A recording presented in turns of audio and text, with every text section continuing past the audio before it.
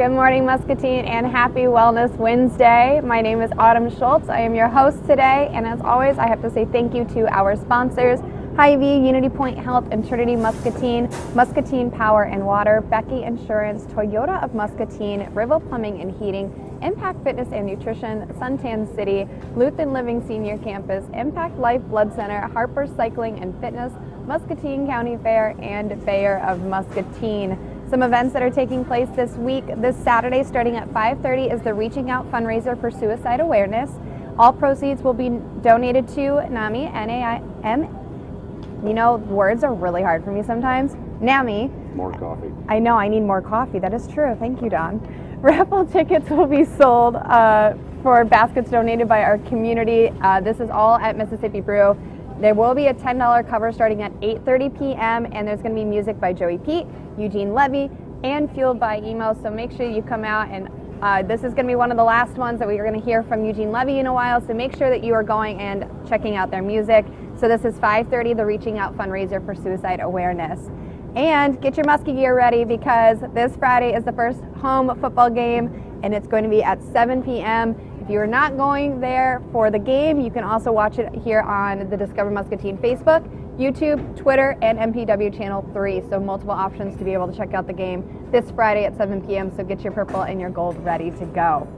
Trivia night with MCSA at Geneva is on Saturday at 6 p.m. So help support our local domestic violence shelter by gathering your team of 8 and registering today. Today is the last day to register. It's $40 per person. So this is also going to include some light hors d'oeuvres. And make sure you get your team name picked out and contact Nick Horn, so you can go to MCSA and get the contact information for your team. There are still some tables available. Also, I have to do a happy birthday shout out to Chris Anderson. Happy birthday. I love Facebook notifications, or else I would have completely forgotten. I would have felt bad. What's that? We're talking about the artist, Chris Anderson. Sorry, boss. But we're talking about the artist. So be sure when you see him around and go to his Facebook page and wish him a happy birthday. So the artist, Chris Anderson. So my guest today is Don from Habitat for Humanity. Good morning. Good morning. Can you introduce yourself and just talk to us about what you do? Sure. My name's Don Lampe. I'm the president of the local Muscatine for Humanity affiliate, and we build houses, simple, affordable houses for those in need in Muscatine County, and it is all of Muscatine County that we encompass with our efforts. And so you currently have one that you started here soon, and kind of groundbreaking in spring. Can you talk to us a little bit about that one? Sure. We broke ground on our 12th house here in Muscatine this spring, and we are currently in the middle of building that home. It is, as I said, it's our 12th house. We've already got the basement up. And this year has been really good so far. We've got some great involvement from some of our local industries and stuff. Kent Corp and Rich Dwyer has really stepped up, and they're sending 5 teams. H&I is sending 2 teams. Phelps is sending team. Tyler Henley, the local contractor, is sending a team. So it's been really good so far this year that we've been having the involvement in the community and getting this house started. So if you drive by, the house is located on 7th and Oak Street, on the corner of 7th and Oak Street here in Muscatine.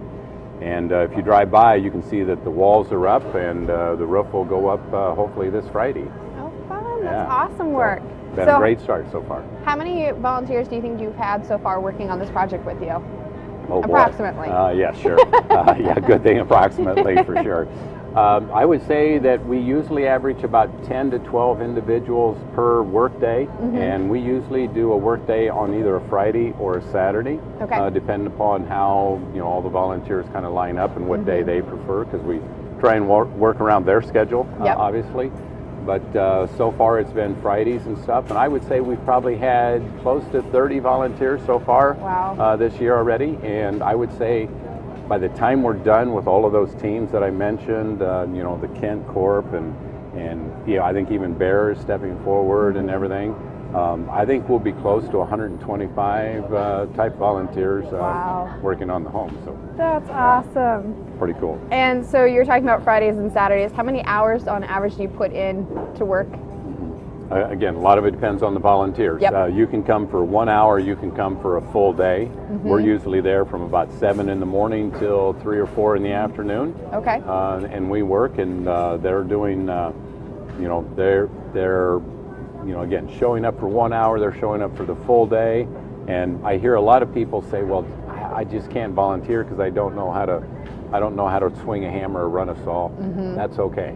We can put everybody and anybody to work. We've got different skill levels. I mean, just picking up and cleaning up and holding this into the board while somebody else nails it in place and stuff. So all levels are welcome, and all interest and everything are welcome to come and volunteer and help build a home. And it's a learning experience. Yeah, definitely is. My dad's a contractor, and I've tried to go out and help him, and it is not my world. Let's just say that.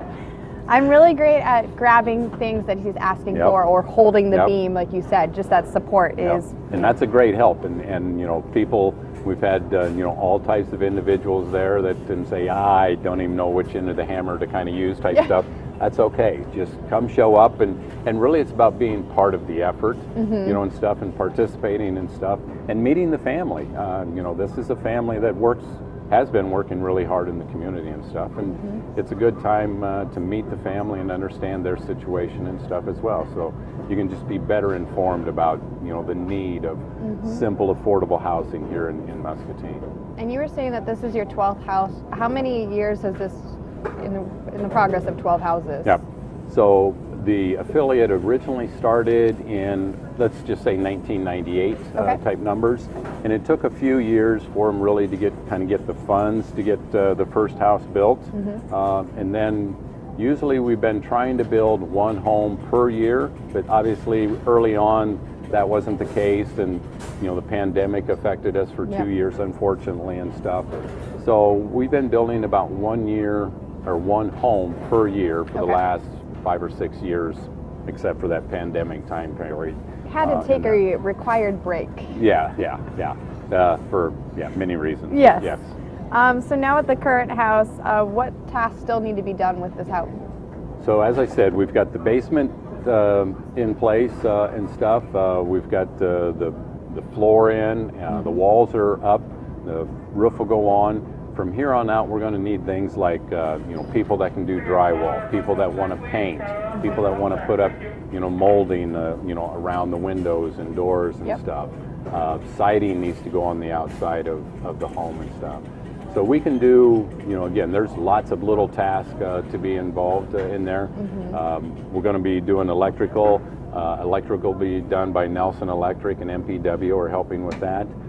Kurt Butcher is going to be doing the plumbing in there, and Chamberlain will be doing the HVAC. So it's really good to see the community step forward, and you know, the community businesses step forward and say, hey, they believe in this type of a cause, and you know, they're willing to help us build a home, because as we all know, homes are expensive.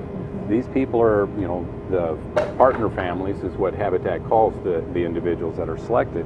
The partner families, I put them in a story that I usually share, in the fact that a lot of times a partner family, you know, imagine yourself coming home after your daily work, and it's probably your second job, because you're working 2 jobs trying to support your family, and you're coming home from a hard day on the job and stuff, and this weather's been really nice. It's been cooling down great, you know, at night, but when it was really hot, you're coming home, the individual's typically coming home to a location, to an apartment, to a house that they're renting, or wherever they're living.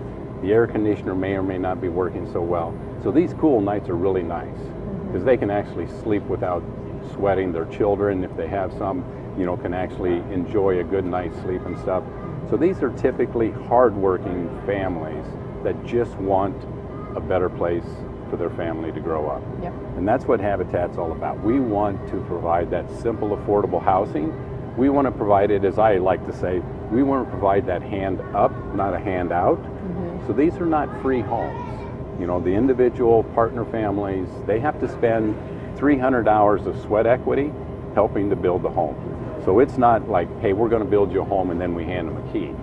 we select the family, and then they have to get involved with, helping to build the home. They have to go through financial education. They have to go through house maintenance education to make sure that when we turn the house over to them, it really is all about making sure that they're successful in this situation. So we do everything we can, Habitat does everything they can to make sure that they are successful in owning that home and occupying that home in there. So the individual is, like I said, typically working 2 jobs, coming out of a situation where it may not be the best for their family, and that's the type of individual that we want to select, so that, again, we know that they're going to be successful. They have the right type of drive to say, hey, I want to own a home, I want something better for my family, and that's the type of individual that we're looking for.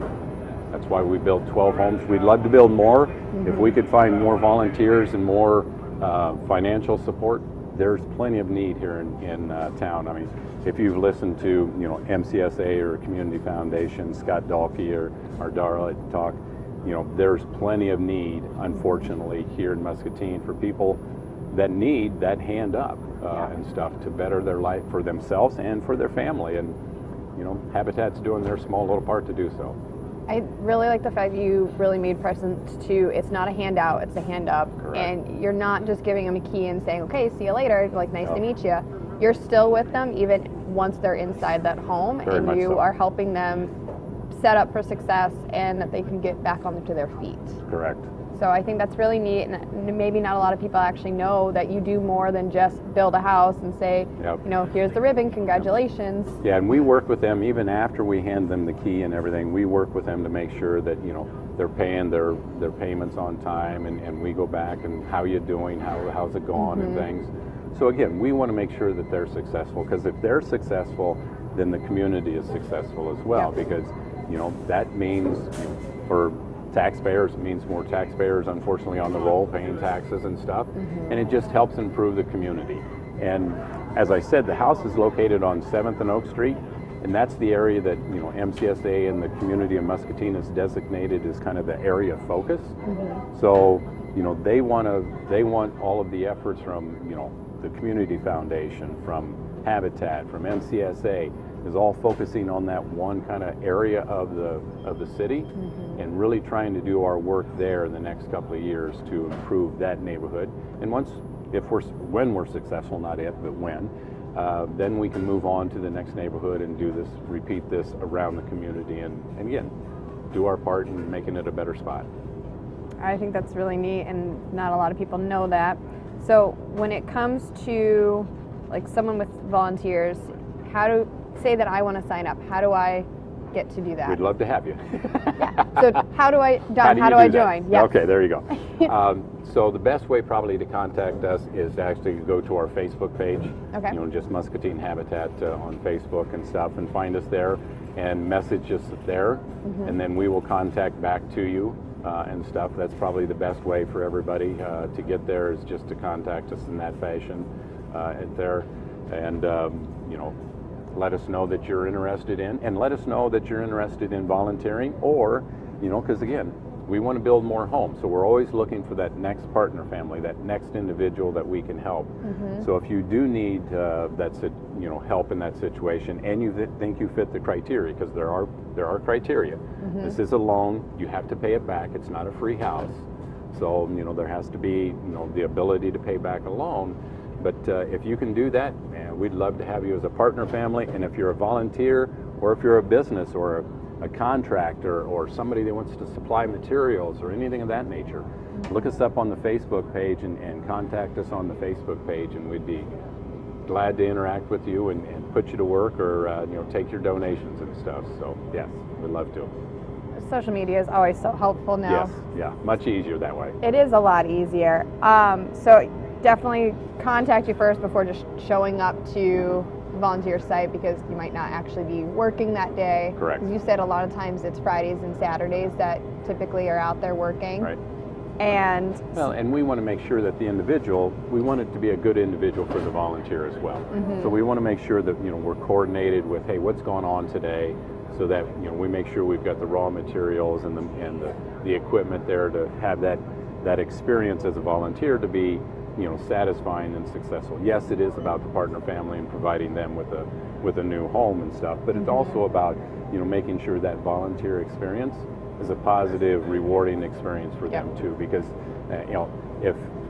if you've volunteered or if you've done any volunteer work like that before, it's just about as satisfying for you as the individual to do that work as it is for the individual receiving the effort and stuff. Because it is, hey, this felt good today, and it should. I mean, volunteerism should feel good and should make you feel good that you're doing something for an individual that needs that help up. And to be able to do that and be successful at that and feel good about that, we want to make sure we coordinate the effort so that it is good for all parties and everybody involved. You don't want to come out there and say, yeah, I'll volunteer, and then just have this negative atmosphere and negative Nancy feel. Exactly. It's like, I really don't want to do that. Give me something else to do. Yeah, I don't want to do that ever again. That was no fun. Yeah. All I did was stand around and do nothing. But sometimes, just stand around handing coffee out, making sure all the workers have water, making sure that everything is organized and stuff, because it is kind of chaotic, as you can imagine, when you get 12 people all show up on there and everybody's doing their own thing and stuff. It gets a little chaotic. So just to have somebody there to kind of help us keep our things together is still a great help and stuff too. So yeah, we want to make sure it's a positive experience for everybody involved. And so now we're talking about more into this current house. What is something that volunteers, if there's one thing that you feel like you're missing, what is a volunteer can help you with? So whether, like you said, someone coming out and bringing you waters or coming out and picking up debris, what is that area that you feel like you're missing right now in your current house? Yeah, probably our current house right now, we're doing well with putting up what I call the sticks, the boards and the sticks of the house. I would say it's going to be when we get into kind of the finishing aspect, because that's really what can make a house be at this level or this level, depending upon your finishing stuff in there. So we really need to find people that can paint, people that can just help touch things up and clean things up and make sure the home is in good shape.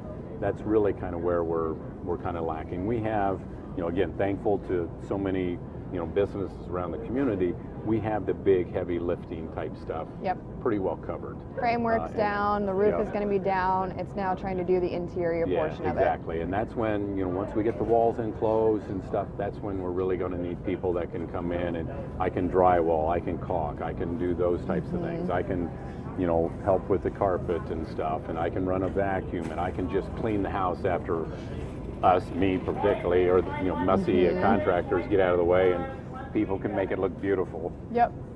Those are the types of individuals that we're looking for. So again, anybody at all skill levels are welcome, and we can put just about everybody to work and stuff in there. We certainly can. And let's go back into some of the previous building experience. What is it that you had that kind of inspired you to say, I want to do this as my job, like this is what I love doing? That's a good question. I'm not sure how I got into this situation. I've been with Habitat here locally for about, I guess it's close to 15 years. Okay. And stuff. And I always like volunteering. As I said, it gives you, the volunteer, that warm feeling that, hey, I did something good today. I did something good for my fellow man. I did something good for my community. That's kind of what got me into it, that says, I've been blessed. The Lord has done great things for me. He's given me an opportunity now with retirement to make it even easier to say, hey, I can go out and do some of these things and give back. And that's really what has kept me motivated through those 15 years of doing this, is just giving back to the community and giving back to my fellow man that may not have the situation, that just needs that help up. And if they get that, as I always call it, over that hump, because a lot of times, again, I'm working 2 jobs, I'm doing everything I can to support my family, and I just can't seem to get a break. I'm trying to save for a down payment on a house, and as soon as I get really close to it, guess what? Car needs fixed. Or, one of my children come home and, gee, guess what, Mom or Dad? I need braces, or I need glasses. And there goes my down payment on my house. And it's disheartening when you hear some of these stories, because as I've shared many times with many people, one of the best days that we have is when we select a partner family. One of the worst days we have is when we select a partner family, because we select one out of a stack about that high. Oh, wow. We have to call everybody else and say no. So again, that's where we'd love to have more people, more businesses, more finances, more volunteers, because there's unfortunately plenty of need out in the community. And if we can get that and build, we're building one house. We'd love to build 3 houses, 5 houses, 2 houses. How many ever we can handle, we'd love to do it and stuff. And you know, that's what keeps me going in the morning and saying, hey, this is good stuff. I think that's neat. I mean, I agree with you. That has to be heartbreaking on the, you get to call one family, one partner and say, you know, we're making this happen. Yep. That phone call to the remaining ones, not so good. Not so good. Not so good. That has to hurt a little bit. Yep, not so good. So with this current house and this current project, how do you feel like everything's going so far? Like, I know we've talked so much about all of the amazing positives. Have you had hiccups along the way? Oh, besides maybe some rain? Yeah, rain and weather was a real tough one this spring. It was not nice to you during the springtime. No, it was not. When they were digging the basement, they kept saying, well, we can dig your basement now, but it's really going to be a swimming pool and not a basement. So we had to hold off for almost 2 months before we really got the basement in place and stuff. So probably our biggest hiccup is just working around weather and stuff. And you know, that's tough for anybody that's in that industry and anybody that does anything outside. You know, you can't control the weather. You know, Mother Nature is going to do what they want to do, and it's going to rain when it wants to rain, and you can't do much about it. So working around the weather and stuff like that has been probably our biggest challenge and stuff. But you know, now that we've got the basement dug and we got the cement work done and we're starting to frame it up, we're getting to what we would call a tight house, to where we can work inside and we won't have to worry about the weather. But again, what's gone right has really been the businesses stepping up this year. You know, Lisa is part of the Habitat board and stuff, and Lisa's done an excellent job of lining up volunteers and lining up businesses that want to be involved, that want to support out there. And again, I will challenge the rest of the industries and the individuals around the community to say, yeah, I have been blessed and I need to give back. And you know, a lot of the individuals out there, you know, we think it's like, I'm not sure I can do this. $5, $10, $10,000, 1 hour, 10 hours, 100 hours, whatever you're able to give, we're definitely willing to work with and make sure that we do the best that we can in passing that along to the individuals that need it. So what's gone wrong is, or what's gone right is that, what's gone right is that to say, gee, the individuals have really stepped forward, the companies within Muscatine have really stepped forward in there. But I think there's, again, as we all know, there's always more room for, you know, more to be involved. There, unfortunately, always seems to be another need, another family that could use that hand up type stuff. So again, you know, I'll challenge everybody out there to say, how, you know, look around and see how blessed you are, and then look around and say, I can go help in there. So let's you know, come see us, come contact us on the Facebook page. You know, even though I'd love to have the volunteer, you know, contacts ahead of time, if you got a free Saturday and you want to drive by 7th and Oak and we're out there working, stop on by and we'll put you to work. That works. That's I mean, that's a very easy way to do this too. Yep, exactly. Stop on by. We'll put you to work. And for you, I mean, personally, you're out there at every project for the majority of the time? I try to. Actually, Gary Lang, who does a lot of is the construction manager for Habitat for Humanity. He's the one that really is there all the time. He's the one that's doing all the pre-planning and all of that stuff. Between Gary and Chris Shoemaker, you know, and stuff there, he do an excellent job of making sure that all the materials are there, the design is right and stuff. So, you know, those two individuals, and really Gary is there every day almost, making sure the nails are pounded straight, because, you know, the home still has to go through all of the normal inspections that we would. So it's not it has to meet all of the current standards. It has to meet all of the current guidelines. And the city does city has been really great to work with as far as, you know, through the inspections and coaching us where we need to be coached and making sure that we're building a good, safe home for the family and stuff. So, you know, working through all of those guidelines and stuff takes a bit, and Gary does an excellent job of that. So Gary's the one that really does it. I just do what Gary tells me to do, really. You need to have those, though. You need to have the ones that are there on, like, at every plan, every step, and then they come back to you and they're like, hey, this is what's going on. You're like, all right, I trust you. Yeah, exactly. And again, I know I challenge the businesses, but I'll also challenge the contractors out there that do this for a living. We would love to have your expertise on the project. It doesn't mean that you have to be there through the whole project. Sometimes it just means that, hey, I just need help in putting the roof trusses on, or I just need help in putting the shingles on and stuff. So, you know, how can we enlist those types of contractors as well? And stuff would be great to see those types of individuals step forward. Kind of get their expertise, their advice, you know.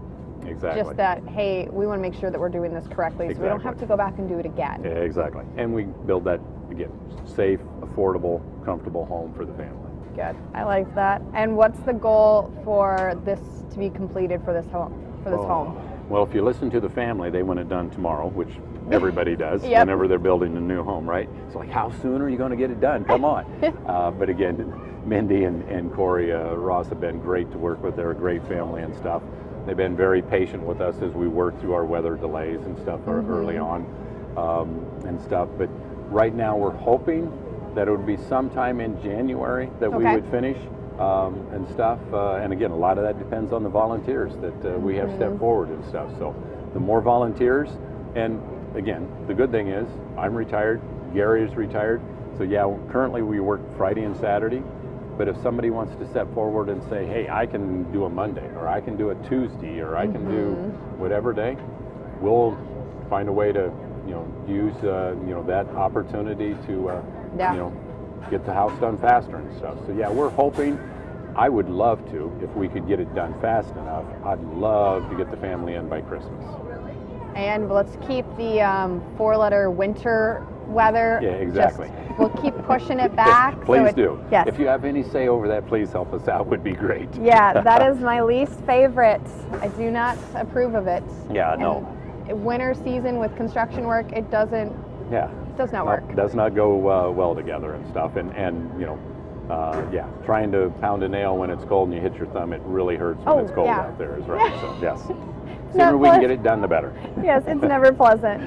Well, Don, thank you so much for coming on. Thank you for giving us all of this information about how to volunteer, how to get involved. It's not just one person, businesses. I loved hearing the amount of businesses you have for this project. So hopefully that continues to grow with each house that you all work on. Yeah, and again, thank you for the opportunity to share the message and stuff. We appreciate it and stuff. And so anybody out there that wants to get involved, anybody that wants to volunteer, anybody that wants to do, you know, financially, or a business that wants to put together a team in there, please contact us, reach out to us on Facebook, and we'll put you on the schedule, and you know, we'll get this house done even faster. So you don't need to be an expert. Something is better than nothing. Exactly. And just a little bit helps. Agreed. Thank you, Don. Thank you. Appreciate it. Of course. Well, until then, happy Wellness Wednesday, and stay happy and stay healthy. I will see you later, Muscatine. Here at Toyota Muscatine, we're here to serve. When you buy a vehicle at a multi-brand dealership and it isn't locally owned, it can be difficult to get information that you need. That's why all of our trained salespeople are focused on one thing: getting you the best deal possible on a new or used Toyota. And when you pick your favorite, we will help you with financing and maintenance. We